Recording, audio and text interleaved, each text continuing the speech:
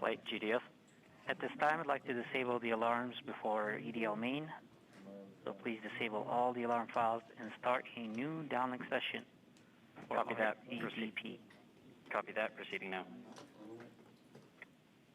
Confirmation that we are now officially one way and the transmitter is off.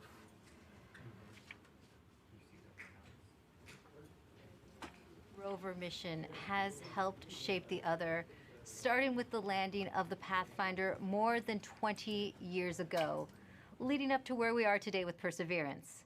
Perseverance Deputy Project Manager Jennifer Trosper has worked on every Mars rover mission, and she joins us now. Jennifer, how does Perseverance fit into the history of exploring Mars? Thanks, Raquel. It's great to be here. Well, Perseverance is NASA's 5th rover on Mars, and I've had the privilege of working on every one of them. And the very first rover was the Sojourner rover we sent in 1997, and it was the size of a microwave oven. And even at that small size, Sojourner was able to transform the way that we explore Mars, from stationary landers to small roving robots that go from place to place, just like a geologist would on Earth. So once we had that roving capability, then we sent our twin rovers Spirit and Opportunity. Spirit and Opportunity were tasked with finding evidence of ancient water on Mars. Now they did. They're great explorers, and both of them found ample evidence that water had once existed on the surface of Mars.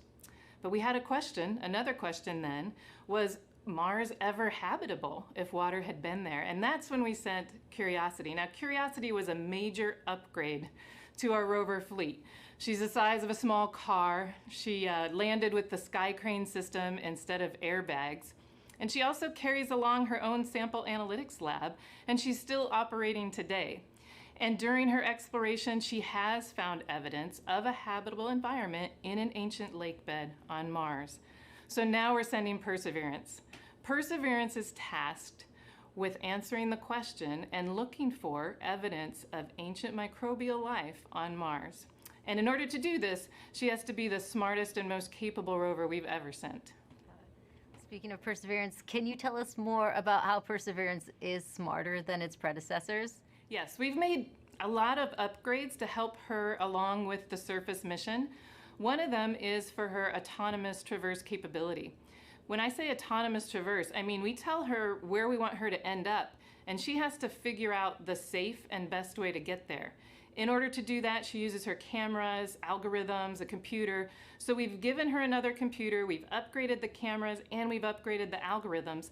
Now she drives 3 times as fast as Curiosity could drive in this autonomous traverse mode. In fact, her average daily distance for driving, about 200 meters, is close to the maximum distance any rover has ever driven in a day on Mars. So she's fast.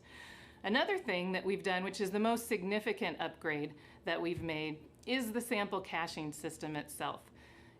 Curiosity has a robotic arm, like Perseverance has a robotic arm, but on the end of Perseverance's robotic arm is a coring drill that will go and take rock cores, transfer them into sample tubes and into the rover, where another robotic arm will take those tubes, will seal them and store them, and eventually drop them on the surface of Mars for future return to Earth. Great, and we also have a social media question about Perseverance. Erica AS on Instagram wants to know what the wheels of the rover are made out of. Great question. Well, you may think we make them out of some material you've never heard of. It turns out they're made of aluminum. Now, Perseverance's wheels are a little thicker than Curiosity's, but they're actually both made out of aluminum. And one more question for you. Can you tell us more about the importance of where you are right now, in the building? Yes, I am above, on the 2nd floor, above the cruise mission support area that you've been watching. And this is the surface mission support area. So as soon as Perseverance lands, all commands, this room will take over. It will become headquarters for operating Perseverance on Mars. Thanks for taking the time to talk to us today, Jennifer. Thank you. Now, we now know Perseverance's place in history. Let's take an up-close look at the rover with Mars 2020 System Testbed Engineer Elio Morillo. Thank you, Raquel. I'm standing in front of the Mars 2020 Perseverance scaled model. As you can tell, this vehicle is about the size of a Mini Cooper. These wheels are obviously black here and they look like rubber, but they're actually fully made of metal. These wheels are designed to allow us to climb over obstacles and of course climb over hills and minimize the amount of slipping once we're traversing on the surface of Mars. Here in the front of the rover, we have the sample caching system. And of course, at the very front end of this is the robotic arm, which this entire system is arguably the most complex robotic system we've ever sent outside of Earth. Here at the tip of the arm, we have a turret which contains a suite of instruments along with some drills and coring capabilities that will allow us to do contact science once we get to the surface of Mars. Not only that, this robotic system is equipped to collect samples about the size of a piece of chalk that then eventually will be stored inside of the vehicle and dropped off in a later location so that an eventual mission can go and return these samples to Earth, something we've never done in the past. Here in the front, we have the remote sensing mast. Something of note is that this mechanism is going to be stowed upon the touchdown on the surface of Mars. And one of the first critical activities we do is deploy this mechanism. This mechanism includes several cameras that are going to give us some of the most breathtaking images we've ever taken on Mars. Along with that, we have some lasers as well as a spectrometer. They're going to allow us to do some remote science. Here you see some of these extrusions that are part of the larger weather suite of instruments that will allow us to characterize the local climate around Perseverance. So that's a quick tour of the rover, but I gotta get back to work. So back to you.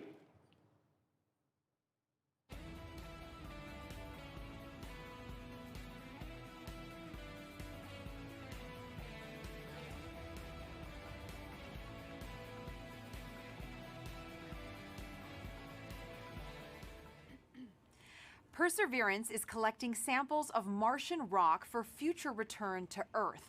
We've heard that scientists have been wanting to bring Martian samples back for many generations. And here to talk a little bit about that is NASA's Planetary Science Division Director, Lori Glaze, who joins us now to talk about the role Perseverance will play in NASA's future goals. Welcome, Lori. Hi.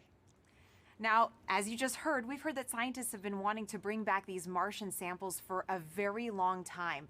Why do we need to bring them back? That's really a great question. You know, we actually have examples of Mars already here on Earth that came here as meteorites. But we don't know exactly where they came from on Mars, and then they also have had to make the trip from Mars to Earth, and so they got altered during that time, and then during their entry and descent into the Earth's atmosphere, that also changes what those rocks are like. So being able to go to Mars and actually collect a sample where we know exactly where it came from, and we know we can preserve it and keep it pristine and carry it all the way back here, this will be incredibly important to help us answer questions about the geologic history of Mars, understanding how it formed and evolved, and also really important questions about whether or not life actually existed on Mars 3.5 billion years ago, and whether that life, if it existed, has been preserved in the surface of Mars. Now, Lori, these sample tubes that Perseverance is going to be collecting, they're the cleanest things ever created on Earth. Tell me a little bit about that. Oh my goodness. We worked so hard. The team here at JPL is absolutely incredible to assure that those sample tubes are incredibly clean. One of the main goals of this mission is to be able to detect if there's actual life that's preserved, ancient life preserved in those rocks, in those samples. And we definitely don't want to be carrying, our own DNA off to Mars and then bring it back here to confuse our scientists when they're trying to study those samples. So it is an incredibly clean set of equipment that's been sent there. As you said, the cleanest thing we've ever sent into space. Now, this is a very complicated campaign. Can you break down for us how it's going to work and if there's any international partners working with us? You are correct. The Mars sample return campaign is incredibly complex. In fact, it's probably the most challenging thing we've ever tried to do. But we're definitely not going to try and do it alone. We have great partners with the European Space Agency. And the way this campaign is going to work, well, Perseverance is the first step. Chapter 1 is going to Mars and collecting the samples. Chapter 2 is going to be a sample return lander that we hope to launch in around 2026 to 2028. And that lander, it'll be an American lander carrying a fetch rover that's provided by European Space Agency. And that little fetch rover will drive out and pick up the samples that Perseverance left on the surface of Mars. And the fetch rover will bring them back and load them into a rocket that we call the Mars Ascent Vehicle, which will be the first ever launch from another planet. And it will launch those samples into orbit around Mars. In the meantime, European Space Agency will have an orbiter that's in orbit around Mars that can rendezvous and capture those samples and then bring them back to Earth for us to study back here in our amazing laboratories. A lot of firsts, it sounds like, Lori. And another first, how is Perseverance and the Mars Sample Return mission going to help the future exploration, human exploration of Mars? I'm so glad you asked that. I think we're going to get a lot of great information from Mars Sample Return with, again, being able to land the heaviest payload we've ever landed on Mars will be that Sample Return lander. That's critical to us learning how to land humans on Mars. And then we are definitely going to want to be able to launch the humans back off of Mars. So that Mars Ascent Vehicle is going to be critical, that first step of the first launch from another planet. So exciting, Lori. And speaking about the Mars generation, we're now going to take a student question for you from Livia. Hi, my name is Livia, and my question is, what made you want to study Mars, and why are you working so hard and willing to wait so long for a sample? Thank you. Oh, Olivia, that is such a great question. And I enjoy Mars just because it can tell us so much about how our solar system formed and evolved. All of the planets can tell us different parts of that story, and Mars is a really key piece of that. And one of the main reasons we're willing to wait so long to get the sample back is that we've got great new scientists that are all about your age, and in about 10 or 15 or 20 years, you'll be the generation that's going to actually get to work with these samples. When they come back, you'll be the scientists and engineers that will be the next generation to change how we think about Mars and how we think about life in the solar system. That was a great question, Lori. Reach for the stars, future little scientists and engineers. Thank you so much for joining us here today, Lori. It's my pleasure. Thanks. Back to you, Raquel, for another mission update.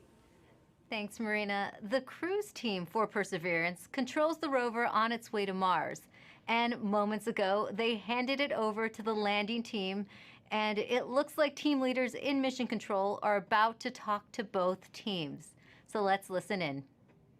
The CBM change, as I mentioned previously, is to the EDL reserve two-way non-coherent route. Activity. Copy flight. EDL phase, go ahead. Flight pep talk, I guess, to the team. All right. I'm terrible at pep talks. I think my reputation precedes me there. And look, I know this hasn't been easy, right? I'm not even sure we've even been all in the same room at the same time. I mean, I'm staring at folks across the internet as well. Even now, right?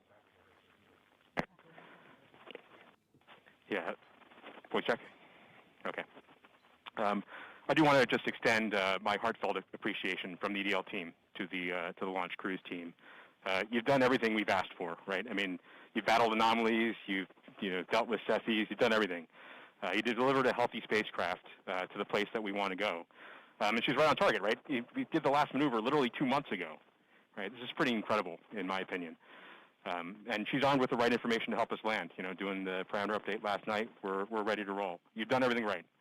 And you've put up with us too, right? You've put up with our eccentricities and the things we like to do in EDL land. So I very much appreciate that. So you all should sleep in on Friday, since you guys have earned it. Thanks for literally and figuratively putting us in the right position to succeed.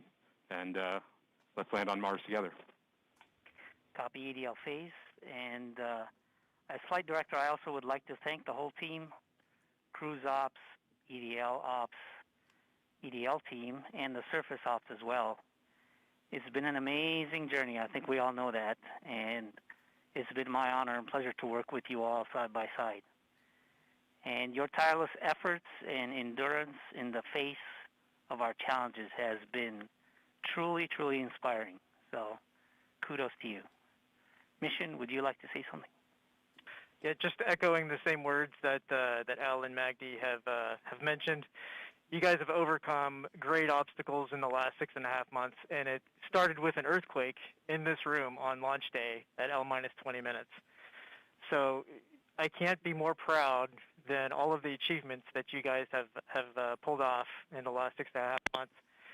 Whatever happens in the next hour and a half, you can be proud of the achievements that you've accomplished so far. I look forward to seeing you on the other side, and I only wish that the rest of our team could be sharing this moment with us. This is a very unusual event. This room is only half as full as it would be if we weren't in this pandemic. So missing everybody on the team who's not with us here today. And go EDL. Welcome to the EDL family.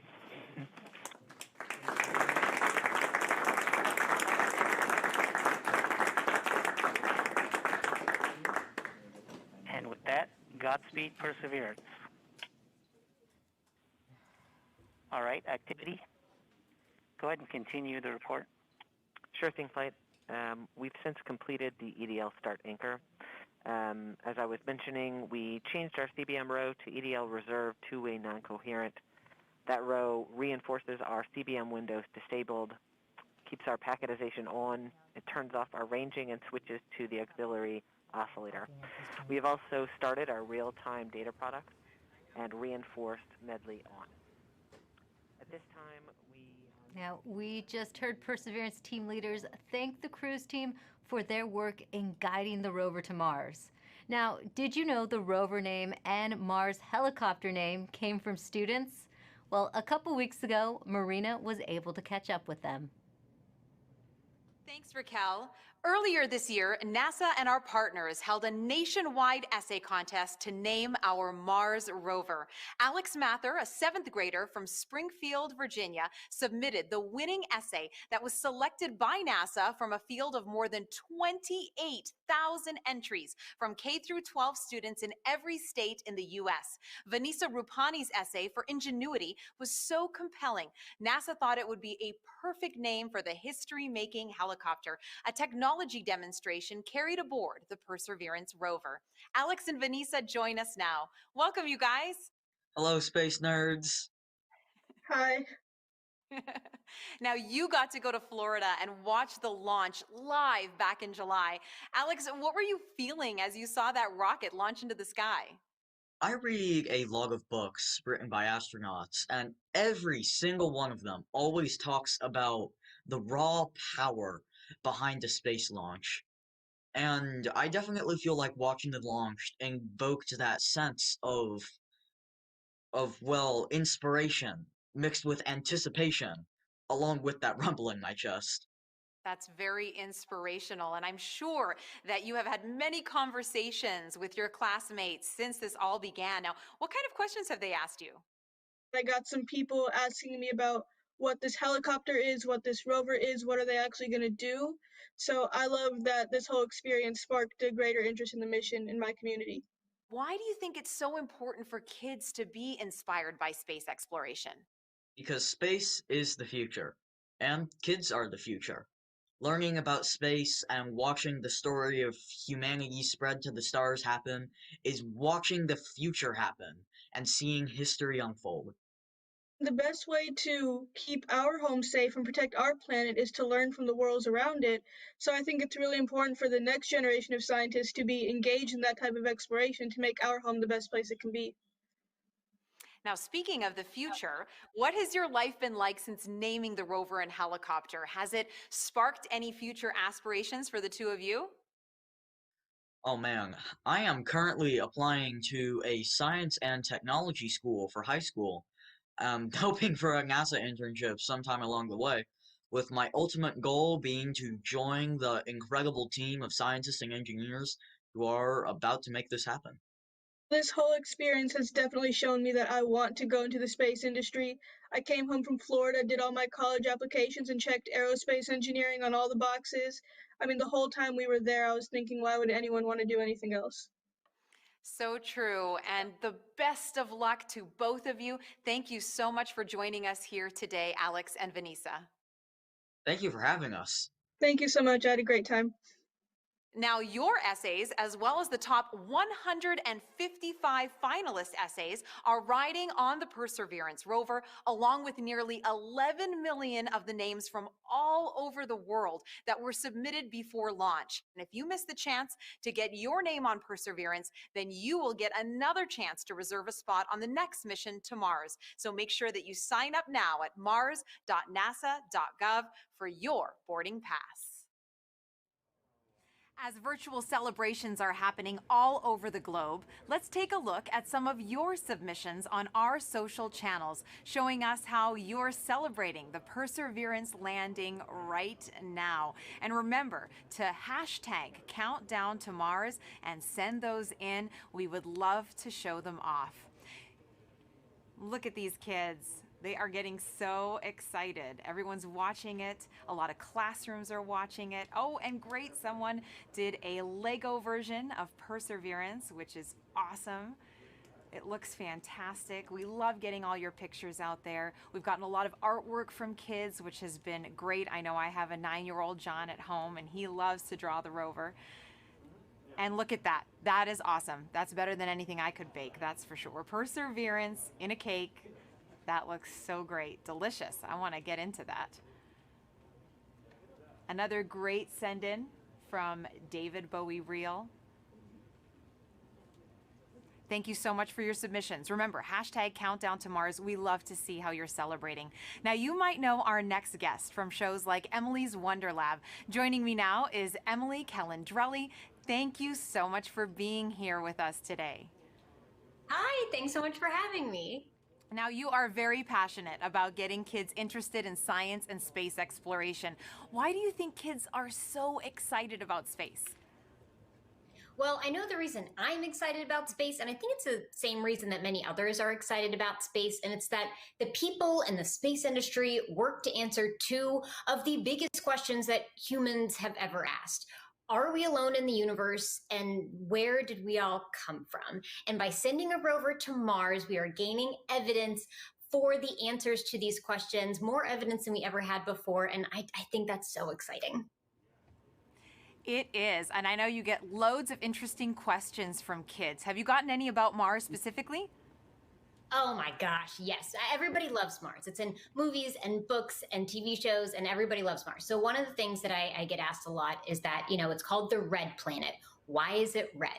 Well, it's red because it's literally rusty. The top layer of soil on Mars has iron oxide in it, or rust, and rust has that brownish red color. So it's red because it's rusty. And also because it's red, they ask, is it red hot? Is it really hot on Mars? And well, no, actually, it's colder than the Earth. It's farther away from the sun. So as you would imagine, it's a little bit colder than the Earth. It also has a really thin atmosphere. So the heat that it does have, it has a hard time keeping in.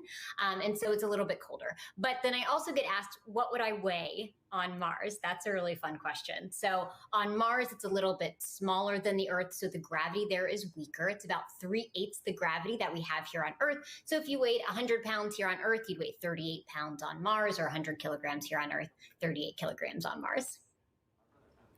Those are all super fun. I think even some adults want to know the answers to those questions, Emily. Now, why do you think it's so important to educate kids about science and give them that great foundation? Well, science is the language of nature, and learning about science and learning how to think like a scientist means you are learning how to systematically seek out truth in the world. You are learning the scientific method, you're learning how to be a critical thinker, and honestly, those skills are great for whatever you end up wanting to do in life. True. If you want to be a scientist or an opera singer, that holds true. And what are you most excited about today? I mean, humans are launching a robot to Mars. That doesn't happen every day. I think in all of the hecticness that is going on today and all of the nerves, I just hope everyone can take a moment to sit back and remember that we live in a time when humans have the ability to send a robot to another planet. And that's so cool to me. It is very cool, Emily. Take a deep breath. Thanks for joining us here. Thanks for having me. Sending it back to you now, Raquel. Thanks, Marina. We are offering lots of ways to ride along with us to Mars. Now put yourself right into the action now with our Perseverance photo booth. You can pose next to the rover, place yourself in our mission control and even see what you might look like taking a selfie on the red planet. There, you'll also have a chance to sign up to send your name to Mars on NASA's next flight to the red planet. It's all available at go.nasa.gov/Mars 2020 Toolkit. And joining us now is JPL Chief Engineer and landing veteran Rob Manning. He will be breaking down key moments coming up, and very few people know more about landing on Mars than Rob, going back to the Pathfinder mission in 1997. Thanks for joining us today, Rob. Thank you very much, Raquel, for having me here. And what a wonderful experience. What a wonderful day for a beautiful day in California. We're just all so excited here, anxious, worried, but very hopeful. Rob, I have a question for you. There is a landing tradition at JPL that involves eating peanuts for good luck. Can you tell us how did that start? Yes, it started in the mid-1960s. What happened was we had a series of missions that had failures. The Ranger program in the early 1960s, one after another, failed. And what happened was one day, a fellow by the name of Dick Wallace on Ranger number 7, on the 7th attempt, decided to bring peanuts to the ops area just before the launch, and guess what? That mission worked. Now, we're not supposed to be too superstitious. We're engineers and scientists after all, but we love tradition. And ever since then, before launch and before critical events like entry, descent, landing, we have brought out peanuts and shared them with the team. And it's been really a wonderful little experience. And so this is something we're doing right now. And it's something that we just can't help ourselves. It's just part of the experience. Oh, well, speaking of the experience, how did the Perseverance team keep the tradition alive this year? Well, this year we passed out little packets of peanuts to the team, and they can sneak one peanut in their mouth as part of to keep the tradition alive. But you know, this is part of the COVID experience, but we can't leave this one undone. So this is what we're doing, and this is going to help us land safely. All right, thanks, Rob. I have some questions for you a little later on, but we're heading back to Swati Mohan, who is part of the landing team. She'll be calling out key milestone and events as they happen from Mission Control. So let's listen in right now. So right now we're still about 20 minutes from entry, and the EL phase is giving a last-minute confirmation of what will be happening in the upcoming changes to the vehicle, just to remind the team. This will allow us to steer our trajectory as we make our way through the atmosphere. This is one of the things that allowed MSL, the Curiosity rover, to land where it did. And we're depending on the same type of entry guidance this time around to help get us very close to our target. As we make our way through entry, finish our guided entry profile, we'll do a maneuver called heading alignment, where we point toward the target and get ready to deploy the parachute. But before we deploy the parachute, we need to get rid of a set of balanced masses that have been giving us a center of gravity, or CG offset, throughout the guided entry phase. So these are called the entry balance masses. We also call this maneuver SUFR, S-U-F-R, or straighten up and fly right.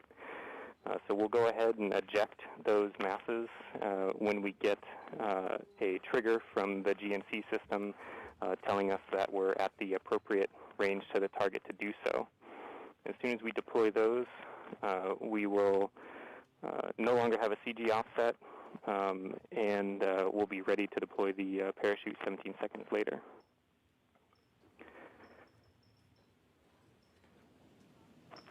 Where the Perseverance team is sitting now, what's in store for them as we approach landing? I'm going to hold here for EDL prep as we're about to start that anchor. Copy, phase 2. And activity, please call that out when it's ready. Copy, flight. Can I make the announcement now? Maggie needs to make the announcement that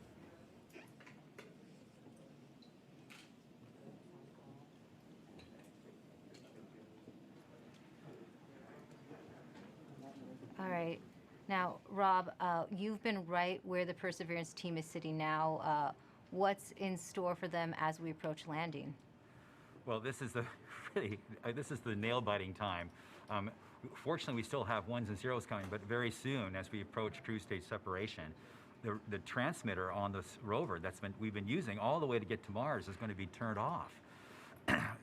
So we will lose our ability to see ones and zeros. But the good thing is, once the cruise stage is gone, there's another radio that will continue transmitting a tone, so that like a flashlight, that will allow us to at least see that the vehicle is still on, and that color of that flashlight tells us a little bit what state the rover's in. But soon after that, it won't be very long before we'll be able to hear more ones and zeros coming from the spacecraft. So this is a really exciting time, and it's just important to remind people there's a lot that can go wrong in a day like today. There are thousands of things that have to go right. Yeah, we had success in the past landing on Mars. You'd think it gets easier, but it really doesn't. Why is it still so difficult? Well, it's because it's involved thousands and thousands of things, hundreds of thousands of lines of code. There's 79 pyrotechnic devices. Each have to work perfectly. One critical wire short, or one key thing mechanism that doesn't work or breaks, and it's mission over. And so it's, and it's very easy. We're human beings. We're not perfect. Mistakes can be made. We count on each other to find our own mistakes, and we work very hard to learn from the mistakes of the past. We've had many failures. Remind people, roughly half, around half of the missions to Mars over history have failed. And so that could happen today too. Even though we've had a nice, wonderful string of successes in the United States, it's still still a bit of a gamble that we have hoped that we have erred in the side of luck, and we've stacked the deck and loaded the dice to make this thing succeed. But if we do fail, and something bad happens today, I can tell you, we're going to learn it. We'll have the data that tell us what happened. We'll know why. We'll figure it out. And if we are allowed, we will pick ourselves up and get us back on the horse. And if Congress and NASA allow, we will try again. As we always do, we will learn from our mistakes. And what are the possible scenarios we could be looking at today? Well, there's things like one of the key stressful elements for all of us is parachute inflation. But just even separating from the cruise stage is a pretty major event. Lots of devices have to work properly. Certainly, the heat shield separation, getting the descent engine started. There's no less than 16 rocket motors that have to work. 8 to control during entry, another 8 to control it during landing. I said it's a lot of stuff, and it all has to work. And guess what? We haven't done this before with this vehicle ever. This is its first attempt to actually land. We can't try this on Earth. We can't we don't have test pilots to try it out on this planet before the big show. So this vehicle is doing it for the first time. We've done the best testing we could do in bits and pieces, but it's as best as we could do. But I think our team is up to it. This team is the best. It's a diverse, intelligent, amazing group of people. People from all over the world who worked on this, not just here in California, but all over NASA, contributors from aerospace, universities, countries around the world. It is just an incredible, remarkable engineering achievement, and I am just so proud of this team. Thanks, Rob. Now, let's listen back into Mission Control. Flight, we're about 14 minutes from entry interface. The vehicle is currently preparing the heat rejection system that has kept the thermal system cool inside the air shell for about the last 6 months. This will allow the spacecraft to more easily cut the line in upcoming cruise stage separation, which is under 4 minutes now.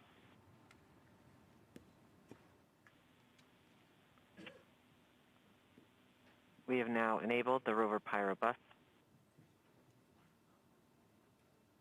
That's the pyrotechnic system that's We're going to powering off the cruise stage devices. And these are the things in the cruise stage that we no longer need. With the pyrotechnic system working, we can explode the devices The necessary to vehicle is separate. preparing for the upcoming cruise stage separation in about 3 minutes 15 seconds. by powering off all the devices on the cruise stage in order that they can be safe once the cruise stage is jettisoned. Yeah, this cruise stage has been very reliable. We are firing our first pyros to vent the HRS liquid and gas. This has been the coolant that's kept the vehicle from getting too hot on the way to Mars. We have to vent it into space. And so this is one of the first major events that take place as part of entry, descent, landing. The HRS vent anchor is complete. Yes. We will see the next anchor in approximately 3 minutes. Okay. We are currently 12.5 minutes from entry interface. We are coming upon cruise stage separation in 2 minutes and 20 seconds. What's happening now, Rob? Okay, well, we're just waiting. The rover is completely in charge. It's doing all the things we've taught it how to do. It's all built into the software. We've tested it over and over and over again. This team has spent 24 hours a day, 7 days a week, testing this thing for years. And so this is really the culmination of all that work. So this vehicle is getting ready to push that cruise stage away. Once it gets pushed away, the entry system with the rover inside, with the rover still in charge, is going to get ready to take the vehicle, turn it to the right orientation, and aim it to Mars, and prepare for entering the atmosphere.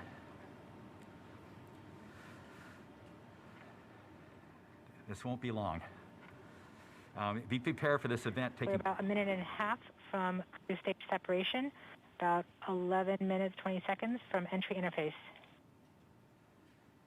Okay, so it's about 10 minutes from cruise stage separation till entering the top of the atmosphere. From then on and out, things happen We are fast. switching to MFSK tones. Telemetry will have stopped. Telecom is confirming that the spacecraft has switched to broadcasting tones. These tones are received directly from Perseverance, but have very limited information content.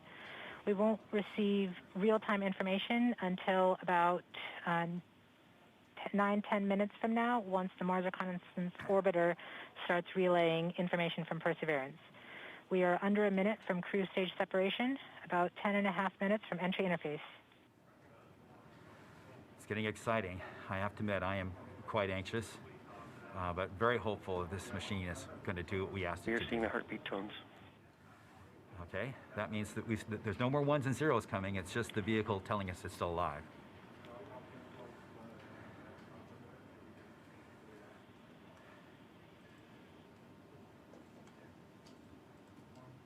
We're continuing to receive tones from Perseverance, standing by for cruise stage separation.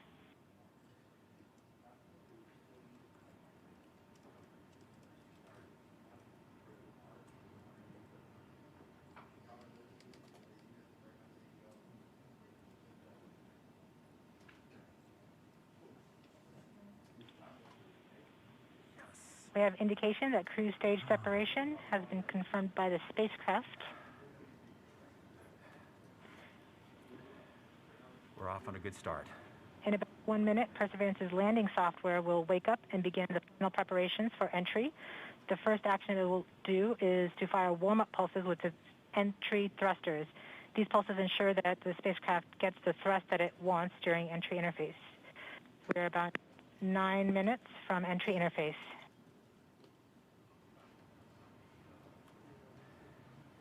Okay, so now the vehicle's on its own. It's turning itself into the direction of facing the heat shield toward Mars, and will eventually hitting the top of the atmosphere. We're not far away. This is going to go very quickly from here on out.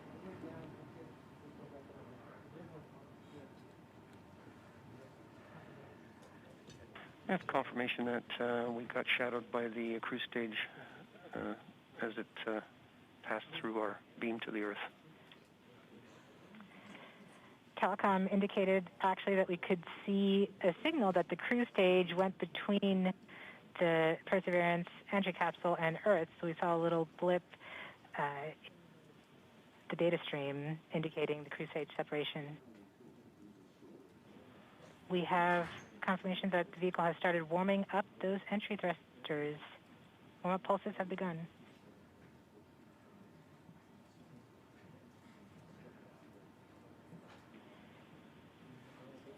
At this point, the spacecraft is trying to stop its spin from the cruise 2 revolutions per minute down to 0, and then will turn to its desired orientation from entry.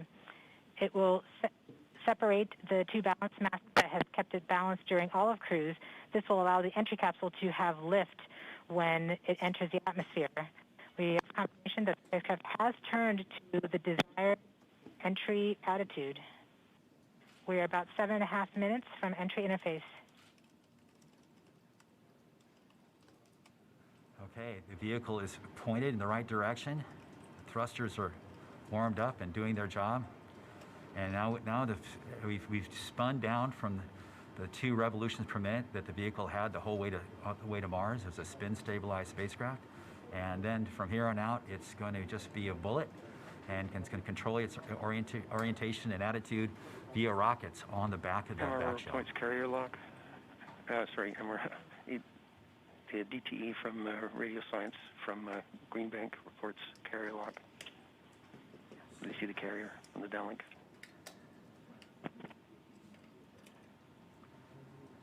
Flight level 1. We are continuing to wait for entry interface. We're about 6 minutes and 45 seconds from entry interface. We have confirmation from Greenback that they are receiving direct-to-Earth telemetry via that path. The spacecraft Perseverance is currently transmitting heartbeat tones. These tones indicate that Perseverance is operating normally and has nothing significant to report. This is as expected. We're currently just over 6 minutes from entry interface.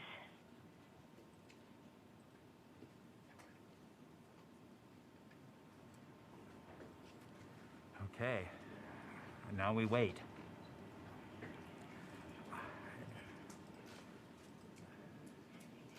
As soon as we get to the top of the atmosphere, it will be very quickly, which is the entry point. It won't be very long before the atmosphere will start getting thicker and thicker. It's going very quickly at a fairly steep angle of 15 degrees into the atmosphere, and as it starts to slow down. We're just under, we're about 5.5 minutes from entry interface. We're still receiving heartbeat tones. We expect to continue receiving heartbeat tones until about 5 minutes after entry. At that time, Perseverance will be no longer in view of our antennas here on Earth. About 90 seconds prior to entry, the Mars Reconnaissance Orbiter should begin receiving telemetry from Perseverance and streaming it to Earth in near real time. There are a few expected short outages, such as when we have a plasma blackout or when we enter the peak heating phase. Aside from these outages caused by the plasma blackout, antenna switching, or high dynamic events, spacecraft events, we should have telemetry until about 90 seconds after landing. A plasma blackout is when the signal from Perseverance isn't strong enough to make it through the superheated, super fast air flowing around the spacecraft all the way down to Earth. Once the temperature drops below that peak heating, we do reacquire the signal from Perseverance. We are currently about 4.5 minutes from entry interface. Perseverance continues to report heartbeat tones, indicating everything is nominal. Okay, what we're looking for now is Mars Reconnaissance Orbiter should be in view soon of our vehicle and be able to listen to ones and zeros coming from a separate radio that's really designed to talk between spacecraft. MRO reports the electro radio is powered on, ready to receive signals from the lander. Okay, MRO is ready and able and waiting for to hear from our rover. Mars Reconnaissance Orbiter has reported that it's ready to receive the signals from Perseverance. It should be in a few minutes here. We're just Flight Local 1 from entry interface.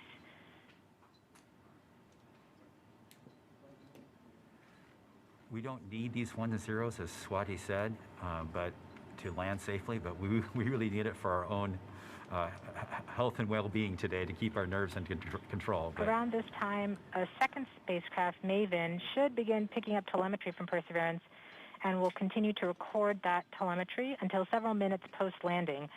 We won't get that data for several hours after landing as it's being recorded and then will be forwarded to Earth later. We are continuing to receive heartbeat tones, indicating that everything is nominal. We're currently at about 3 minutes until entry interface. Okay. Very soon we'll be getting ones and zeros, I hope, from our radio on the rover.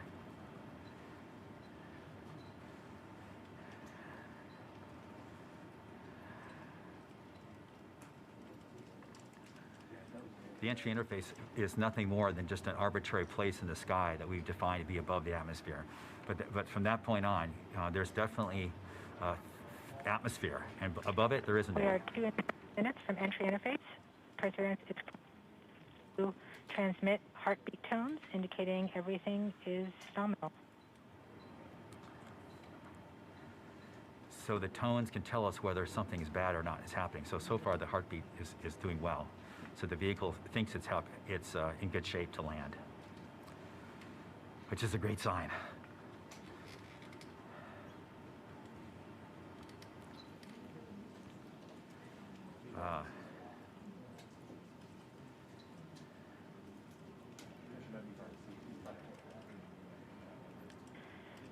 We're just under 2 minutes from entry interface. As it gets closer to Mars, Perseverance is actually being pulled in by gravity and accelerating. By the time Perseverance reaches entry interface point, she should be going just under 5.4 kilometers per second. We're at about 90 seconds from entry interface and standing by for Mars Reconnaissance Orbiter to pick up the telemetry.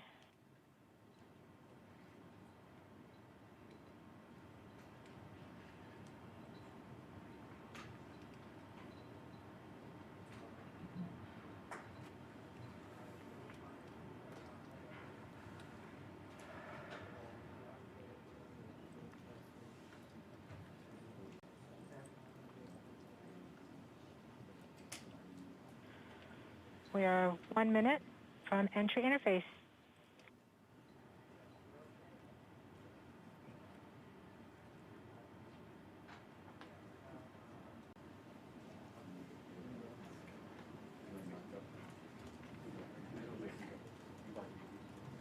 MROs are in receive mode. We have confirmation that the Mars Reconnaissance Orbiter is now relaying data from Perseverance. We're about 30 seconds from entry interface. Perseverance is going about 5.2 kilometers per second and is about 190 kilometers altitude above the surface of Mars. Confirm your jet data flow.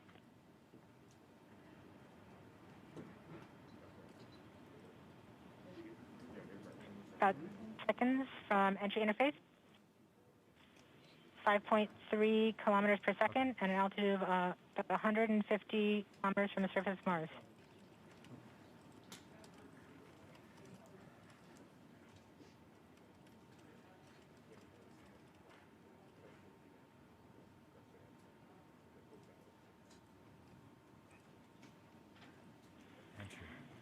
We have confirmation of entry interface.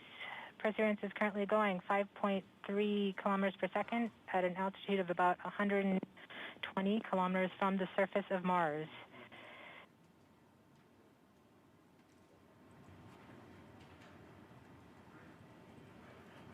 The spacecraft is now waiting until it begins feeling the atmosphere of Mars to slow it down. Once there is enough atmosphere, it will start controlling its path to the landing target.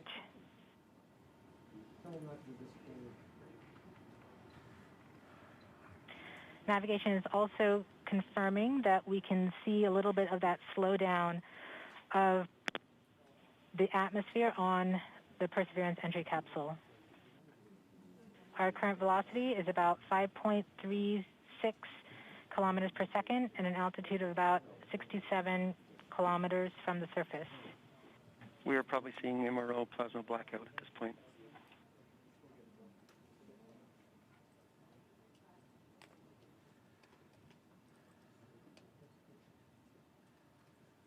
The vehicle actually be doing its turns right now. Emerald has lost lock. Perseverance. We have indications that Perseverance is now performing bank reversals in the atmosphere. These are the steps in order to control its distance to the landing target. Perseverance has just passed through the point of maximum deceleration and has indicated that it felt approximately 10 Earth Gs of deceleration. Emerald has lock again.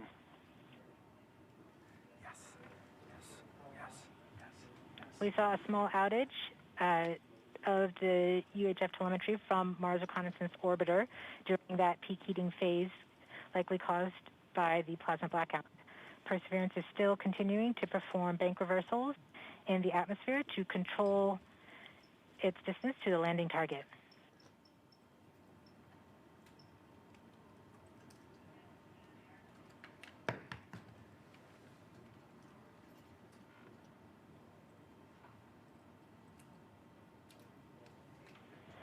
Perseverance is going about 1 kilometers per second at an altitude of about 16 kilometers from the surface of Mars. We have entered heading alignment, which means Perseverance is no longer trying to control the distance to Mars, to the target on Mars, but instead is flying straight to the target.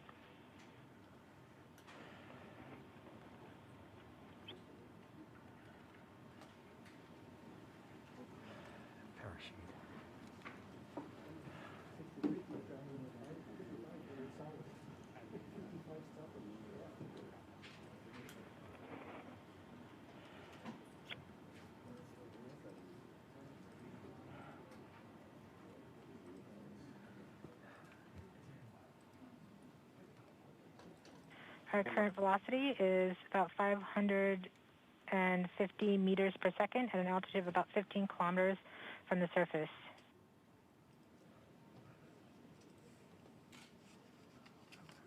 Emerald's reporting good telemetry lock.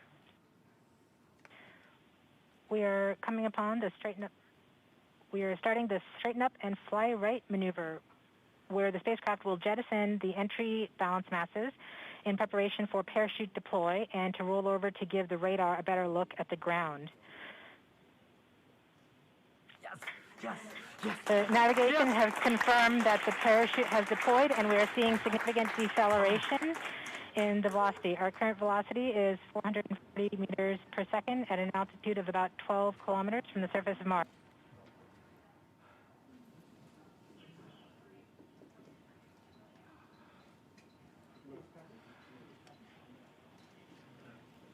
Perseverance has now slowed to subsonic speeds, and the heat shield has been separated. This allows both the radar and the cameras to get their first look at the surface. Current velocity is 145 meters per second at an altitude of about 9.5 kilometers above the surface.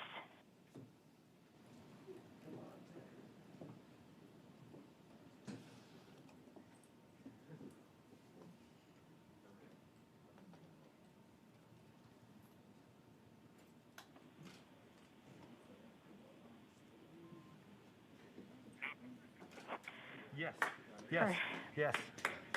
Perseverance now has radar lock on the ground. Current velocity is about 100 meters per second, 6.6 kilometers above the surface of Mars. Perseverance is continuing to descend on the parachute. We are coming up on the initialization of terrain relative navigation and subsequently the priming of the landing engines. Our current velocity is about 90 meters per second at an altitude of 4.2 kilometers.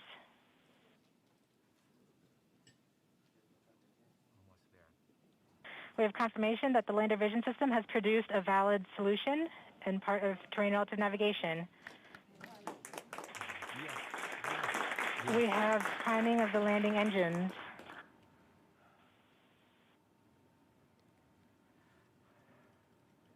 Current velocity is 83 meters per second at about 2.6 kilometers from the surface of Mars. We have confirmation that the back shell has separated. We are currently performing the divert maneuver. Current velocity is about 75 meters per second at an altitude of about 1 kilometer off the surface of Mars. TRN Safety Bravo. We have completed our terrain relative navigation. Current speed is about 30 meters per second, altitude of about 300 meters off the surface of Mars.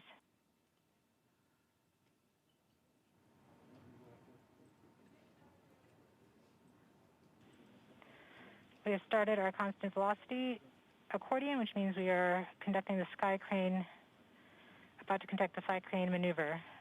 We've lost direct-to-Earth tones. As expected. As expected. Sky crane maneuver has started, about 20 meters off the surface.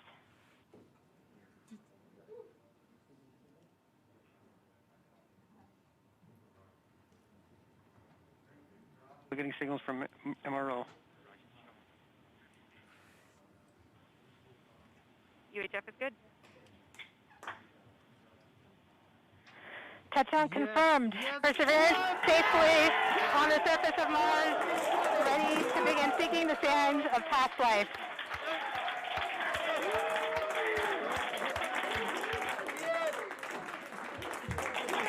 At this point, the descent stage has flown away to a safe distance.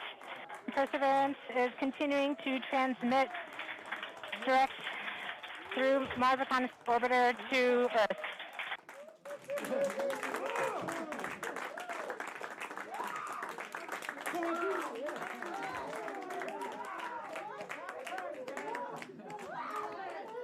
Oh my God. Oh. Oh. MRO reports they're still getting telemetry from the lander. All right, all stations. We got it. Touchdown confirmed. We're going to wait for the images. Wow. This is so exciting. The team is beside themselves.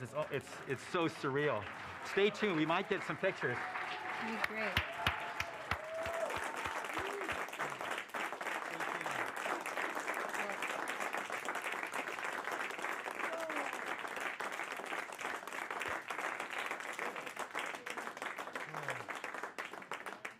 So much has been riding on this.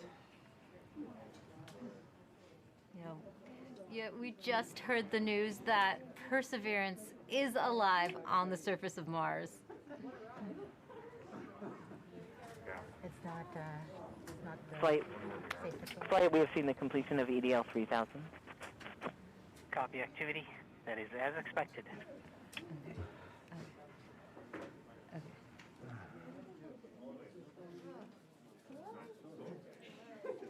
MRO is still seeing a strong signal from the lander.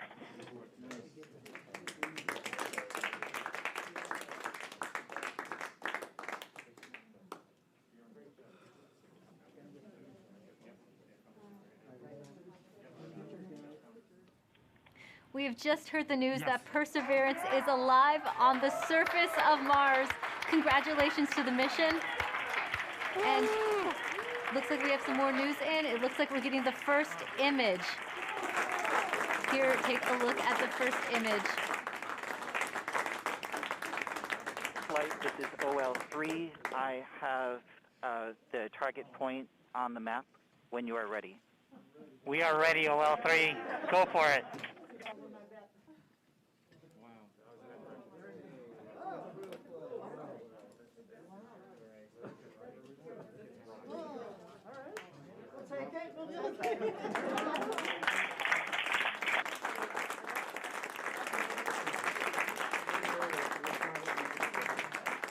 Flight, I'll be moving in, showing you the safe zone that we've landed in.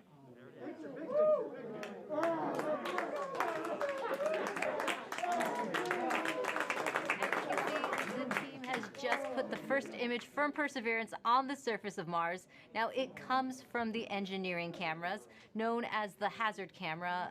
This camera is mainly used to help the rover drive safely around Mars, and we will get higher resolution photos later in the day. Look at that, right? You get the safe. Wow. Let's see our engine. Nice. This is amazing.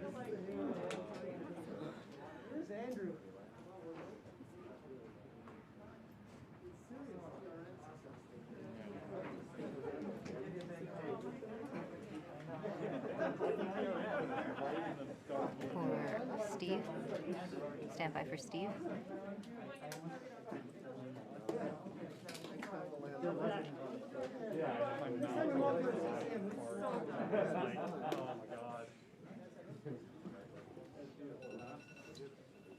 You did it.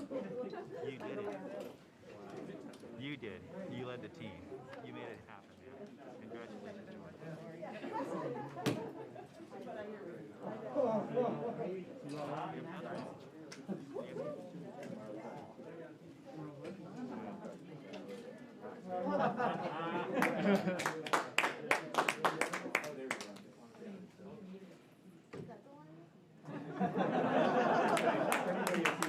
We just got our second image in. Our second image is in. Okay, well these we have a camera in the front and rear of the spacecraft. They're near the ground, so these are pretty close. You can see the wheels there, and they're a little dirty because we've got glass covers over these cameras. But we took these seconds after landing, so there's still dust in the air from our landing event. So this is happening. This happened just seconds ago, just arrived, and this is really amazing. And we even know where we landed. This is the most amazing thing. The vehicle has told us where it's landed because it figured it out. This is a sign. NASA works. NASA works. And when we put our arms together and our hands together and our brains together, we can succeed. This is what NASA does. This is what we can do as a country on all of the problems we have. We need to work together to do these kinds of things and make success happen.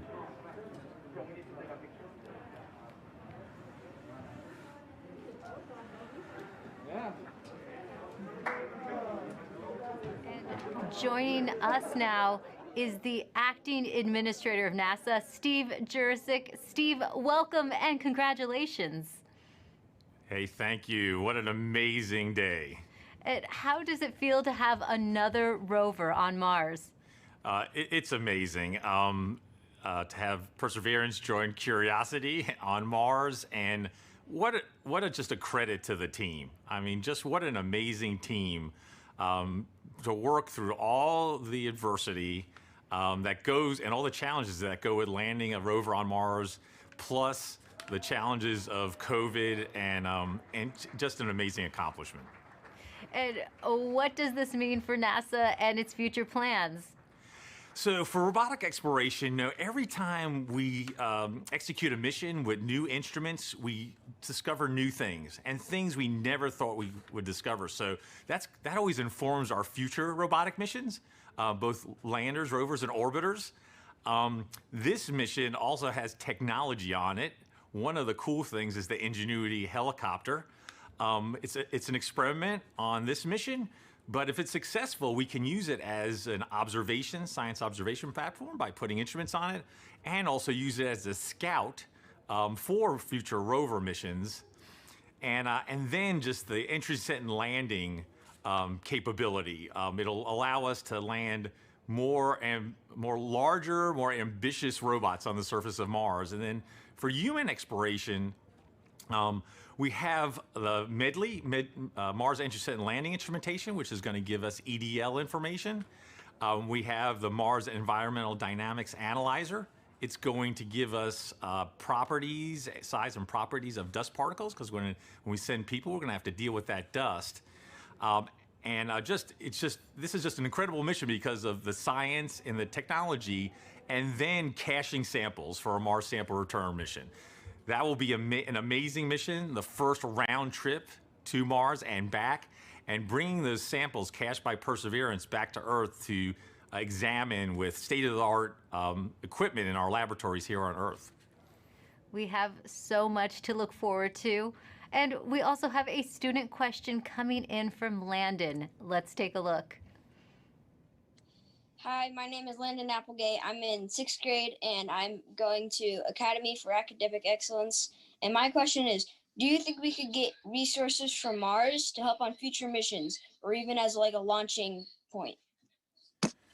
Great question, Landon. Actually, we have an experiment called the Mars Oxygen In Situ Resource Utilization Experiment, or MOXIE, and it's going to demonstrate generating oxygen from atmospheric CO2, and that could help generate breathable oxygen, and even if we can liquefy it, oxidizer for propulsion systems. So that's a tech demo on Perseverance.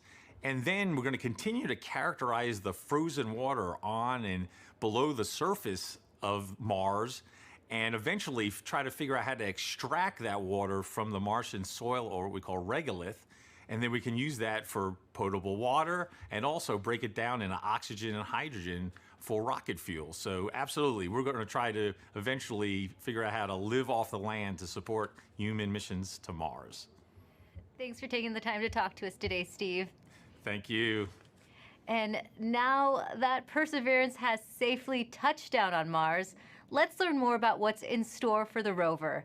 Joining us now is Surface Mission Manager Jessica Samuels. Jessica, your surface operations team has now taken over.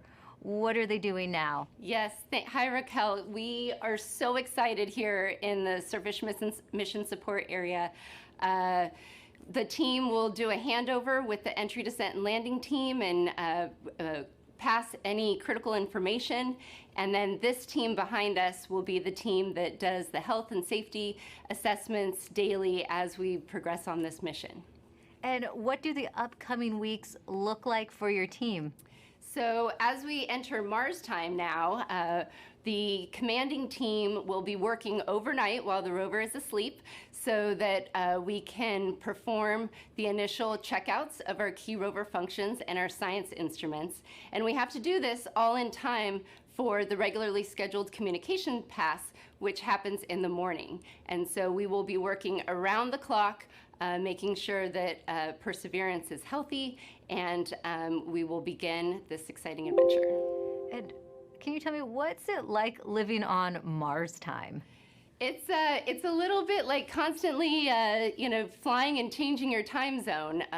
The rover, on Earth, the rover wakes up at the same time every day, but on Earth, that's 40 minutes later. So the team is going to be shifting our work schedule by 40 minutes as we come into work over the next few weeks. So it'll be exciting and some late nights, but we're also excited and we can't wait. It's a whole new lifestyle. Yes. We also have a student question for you. This is Sophia's video. Hi, my name is Sofia Lopez, and my question for NASA is, how's Perseverance gonna survive? And here's a drawing that I made from Perseverance thinking about Earth. Thank you. Well, Sophia, Perseverance survives with a power source that charges its batteries overnight while it sleeps, and it keeps heaters on so that all of our critical electronics can stay warm, as well as our mechanism. But it's really survived by the team that performs the health and safety assessments every day and communicates with the rover and makes sure that she's doing okay. Well, thanks for your time, Jessica, and good luck living on Mars time. Thank you. Should be fun. Let's head back to Marina as she gives us a sneak peek into the future at JPL. Thanks so much, Raquel. It's definitely bustling behind me. It's not quiet like it was just 20 minutes ago. And congrats to the whole team. What an amazing accomplishment. Mike Watkins is the director of NASA's Jet Propulsion Laboratory. He was the mission manager during the Curiosity rover landing on Mars. Welcome, Mike. Oh, thanks. Glad to be here. You can see all my mask markings on. Well, you were just celebrating, and rightly so. Now, you've been around for a number of Mars landings. What makes this one special? Well, two things. I mean, it's the biggest and best rover we've ever sent to Mars, and it can really, do amazing things in terms of, its own scientific exploration of this habitable environment, at Jezero. But it's also, as you've heard today, it's the first step in Mars sample return. So really, it's not only doing its own mission, it's setting us up for a series of missions and to bring those samples back. And a lot of the effort to develop the rover was specifically designed, for that sampling and caching system. It's one of the most complex robotic systems ever made. And having it down safely means Mars sample return continues right on course, and we are moving forward. Wonderful. Now, JPL has a long history with robotic space exploration. Why do you think it's so important to continue to push those boundaries? There's a lot of reasons. I mean, obviously, for places that are far away, like Mars, and even farther away, like Europa, right now, robotic exploration is the only way we can make these scientific discoveries and really understand these early habitable environments. In the case of Europa, maybe it's even still habitable. And, we're not ready to go there with astronauts yet, but the robots are ready to go there. And so we always, are forerunners and pathfinders of human exploration. And we start by sending, our eyes and arms there in the form of a robot. And it is just fantastic to be able to do that and to learn from each rover, learn from the science and the engineering and make the next one better and make more and more discoveries. And every time we do one of these missions, we make fabulous discoveries. And each one is more exciting than the last. The future does look exciting. Now, as director of JPL, what would you like to say to those teams right now celebrating? Oh, obviously they have earned it. Let me tell you. I mean, they have worked, for years and years on this mission. And then in the past year, of course, we had the COVID experience. And I want to thank not only the team, but also, all of JPL. A lot of folks had to pitch in here, in terms of making sure our remote telework, our IT systems were good enough to support folks working from home. All of the folks looking at PPE and our safe distancing and reconfiguring facilities to make them safe for the employees. It's just an incredible amount of work by the entire lab, and of course, especially by this team. And and in one sense, the 7 minutes of terror are very exciting. But on the other hand, the mission's just started, right? We built the mission, not to land, but actually to drive and get the samples and do other technology, demonstrations. And so, for much of the team, this part of the mission's over. But for most of the team, the mission's really just starting. And so, I think they're very excited. But everybody, I think, can take a deep breath and a sigh of relief now that we are safely down on the surface. Yes, that collective sigh of relief, and I hear a lot of excitement and celebration behind me as well. So thanks so much for joining me, Mike. It's my pleasure, and thanks to everyone for joining us too. Congrats again to the Mars 2020 Perseverance team for a successful landing. Back to you, Raquel. Now, there will be a flight test coming up for the Ingenuity Mars helicopter, and if this technology experiment is successful, it would mark the first time we have taken a power-controlled flight on another planet. Sometimes you have to do something just to show that you can do it. When the Wright brothers flew for the first time, they flew an experimental aircraft. And in the same way, the Mars helicopter is designed to show that we can fly powered helicopter flight in the Martian atmosphere.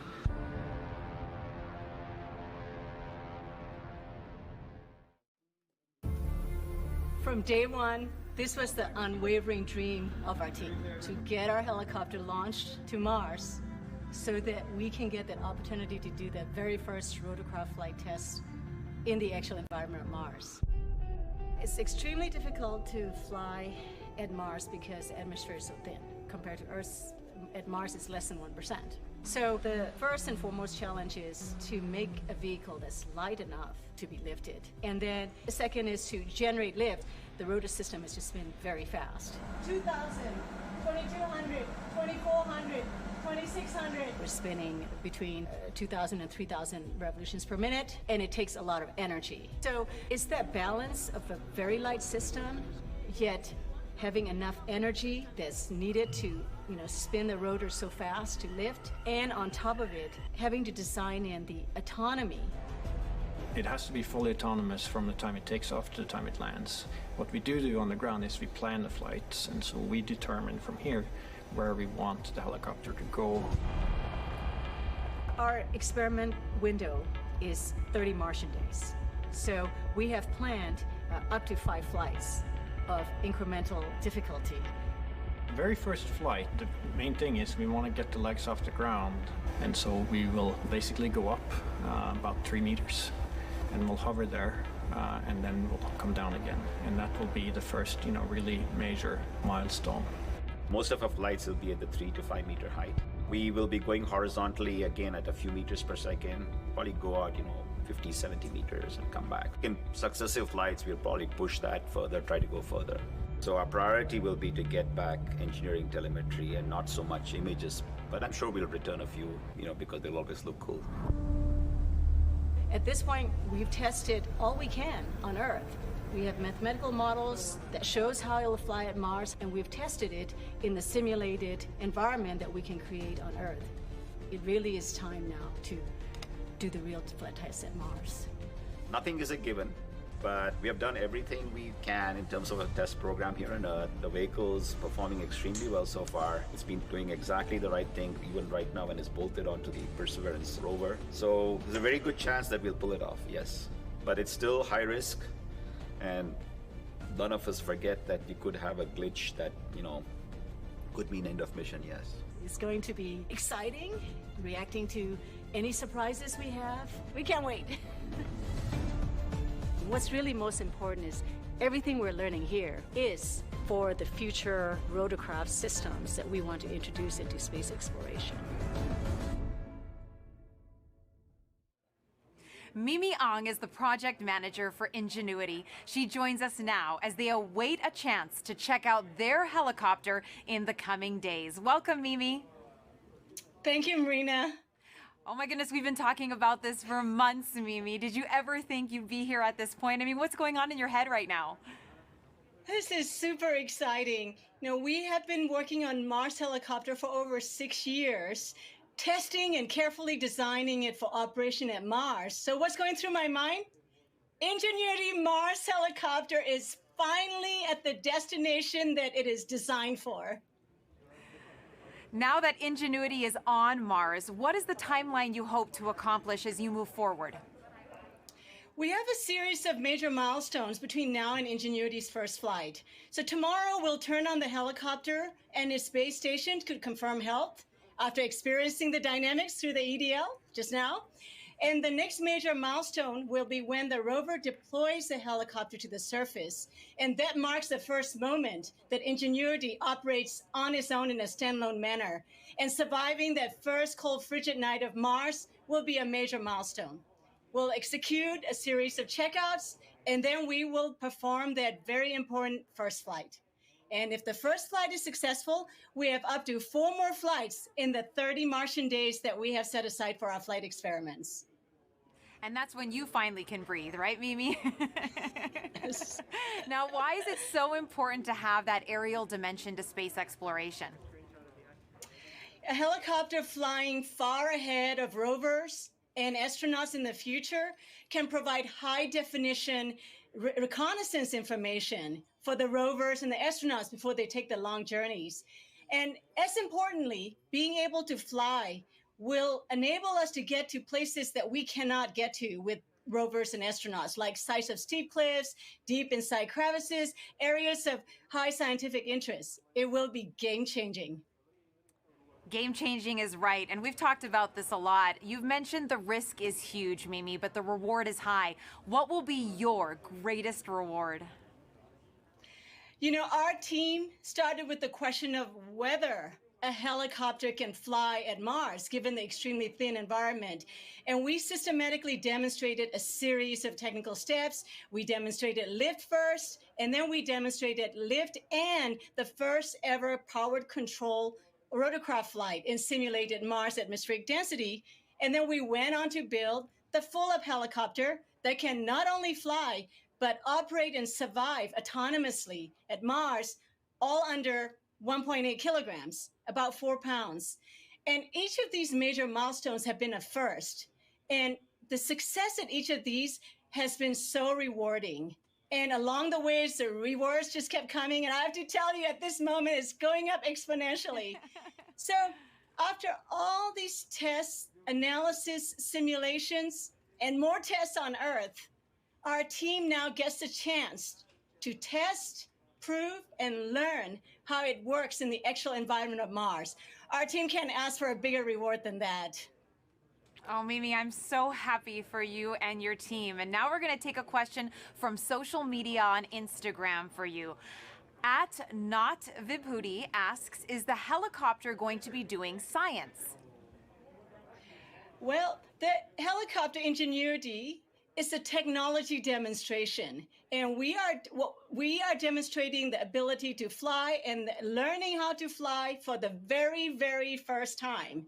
And so this is a technology demonstration and a pathfinder for future larger rotorcraft, future missions that will carry much larger instruments. So on this mission, we're not doing any science. We're concentrating on engineering data. How did the vehicle perform?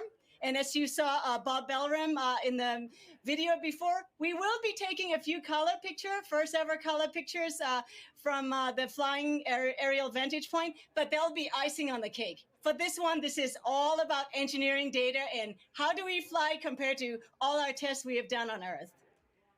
Mimi, so much for your team and the future generations of scientists and engineers to look forward to. Thank you. Thank you so Great much day. for joining us, Mimi, and good luck to your team with that first test flight. Thank you so much. Now, we look forward to the Perseverance rover and Ingenuity helicopter beginning their journeys on Mars as their adventures are just about to start. Go Perseverance and go Ingenuity. Back to you, Raquel. Thanks, Marina. Landing on Mars is never easy, but this team has persevered, and NASA's 5th rover is on the red planet. You can still hear them buzzing in the back right now. And to get the latest updates on Perseverance as it explores Mars, follow at NASA Persevere on Facebook and Twitter. I'd like to thank everyone watching for joining us today. And to the students and teachers tuning in, we hope you learned a lot from today's landing, and thank you for all your questions. We have a news briefing coming up at 2:30 p.m. Pacific Time. That briefing will wrap up the day and include reactions from Perseverance team members. We'll leave you now with some of the landing celebration photos you've shared with us, set to Youngblood's cover of David Bowie's Life on Mars. I'm Raquel Villanueva. Thanks for watching.